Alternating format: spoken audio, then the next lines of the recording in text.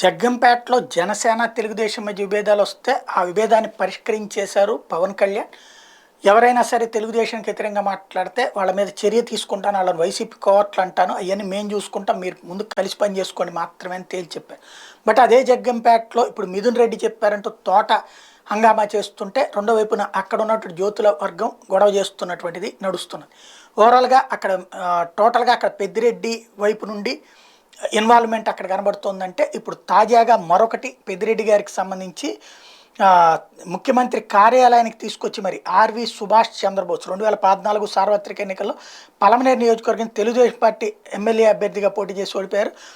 ఆయన్ని తాజాగా మంత్రి పెద్దిరెడ్డి, అట్లాగే పలమనేరు ఎమ్మెల్యే వెంకటేష్ గౌడ, ఆ, అట్లాగే MP Peddireddy Mithun Reddy, MLC KRJ Bharath ఖలీలు కలిసి తీసుకురావడం అన్నటువంటిది సంథింగ్ ఏదో జరుగుతోంది అన్నటువంటి కాన్సెప్ట్కి అర్థం పడుతోంది.